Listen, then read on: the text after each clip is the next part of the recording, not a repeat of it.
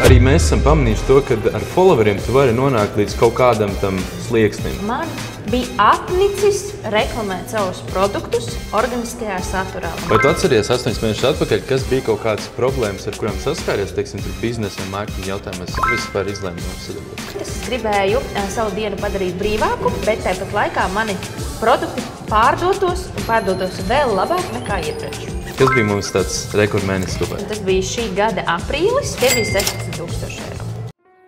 Čau visiem skatītājiem! Šodien mēs esam ar mūsu mīļo un superforšo Zenu klientu. Čau! Čau! Mēs esam sadarbojamies kopā jau gandrīz 8 mēnešus. Zena, varbūt pāris vārdos var iepazīstināt ar sevi, kas tu esi, ar ko tu nodarbojies? Jā, nu tātad es esmu Zane Salmonē, veselības kaučs, nutriciologs, un es palīdzu cilvēkiem, lielākoties tomēr sievietēm, kļūt skaistākām, apmierinātākām ar sevi, iegūt pašpārliecinātību un uzlabot arī veselību. Super, super. Tātad mēs tev sadarbojamies aptuveni 8 mēnešus. 8 ir daudz. Jā. Vai tu atceries 8 mēnešus atpakaļ, kas bija kaut kādas problēmas, ar kurām saskāries, teiksim, tur biznesa un mārketinga jautājumos, kas vispār izlēma mums sadarboties? Jā, noteikti viena no galvenajām problēmām, varētu teikt, bija tā, ka es biju principā savā biznesā viena. Un tad, kad tu esi viens, tu daudzas lietas neredzi un vajag to skatu no malas. Tāpēc man bija ļoti svarīgi profesionāls skats no malas. Tā bija viena lieta. Un otra lieta bija tā, ka man bija apnicis reklamēt savus produktus organiskajā saturā. Es to reizi vēl sēdēju mājās ar mazu bērniņu. Man tas sagādāja ļoti lielas problēmas un galvas sāpes katru dienu domāt, ko es varētu izlikt. Un man bija kaut kādā mirklī sajūta, ka es sāku pārvērsties par reklāmas stabu. Un es gribēju tikt vaļā no šīs sajūtas. Es gribēju savu dienu padarīt brīvāku, lai es varētu veltīt laiku tieši projektiem un klientiem, bet tāpat laikā mani produkti pārdotos un pārdotos vēl labāk nekā iepriekš. Super, wow. Jā, mums īstenībā daudz cilvēku pie mums vēršās tieši, kad viņiem ir followeri, ar daudz sekotājiem, satura veidotāji, bet laikam tā arī mēs esam pamanījuši to, ka ar followeriem tu vari nonākt līdz kaut kādam tam slieksnim, kad tu turpini ieguldīt pēc tam to laiku saturā, bet tas rezultāts nekāp tikpat ļoti. Vai tu zini, sadarbojamies tev 8 mēnešus, zini kāds kopējs apgrozījums, ko mēs esam saņēmuši šajā periodā? Nē. Labi, tie ir aptuveni 60 000 eiro. Labi, tad runāsim par rekordmēnesi. Kas bija mums tāds rekordmēnesis kopā? Jā, to gan es atceros, un tas bija šī gada aprīlis.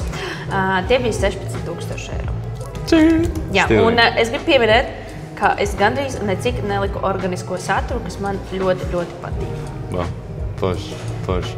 Toreiz, tā kā mēs tikko ar tevi, es atceros, es īstenībā vēl pat arī sēdēju, tā kā mēs pirmo reizi to tikāmies. Tu atceries, vai tev bija kaut kādas šaubas vai pārdomas, kā strādāt, nestrādāt šitiem džekiem un vispār ir runa par mārketingu un attīstību? Īstenībā tu mani pārliecināji ļoti ātri.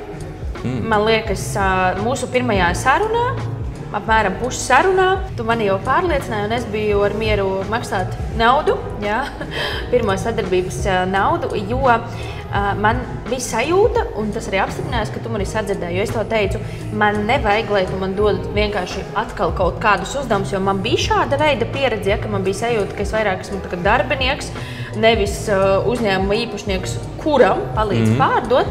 Es teicu, ka man vajadzība pret tevi ir, lai tu atvieglotu manu dzīvi. Tas bija tas, ko es tev teicu, un tu mani arī sadzirdēji, un tieši tas ir arī piepildījies. Super. Zan, tu esi darītāji, un tāpēc mums ir, man liekas, tik laba sinerģija savā starpā, tāpēc mums izdodas sasniegt krūtis rezultātus, jo tu noteikti esi darītāji. Tā kā, hei, mēs vienojamies, mēs izdarām, flops, vienmēr iet uz priekšējais. Tā kā cepams tev. Mēs arī Latvijā esam pārliecinājušies, ka citādi nemaz nevar. Tā kā visu laiku jādara, un ir foršam ar jaunas idejas, ir vienmēr jauns plāns, taisam, reklāmas, viss, un tā arī viss. Tad laikam tā pēdējā lieta ir, iedomājies, ja tur ir kāds skatītājs, klausītājs, kas šobrīd, teiksim, domā sākt, nesākt, šaubās, pamēģināt, nepamēģināt, vajag man to, nevajag man to.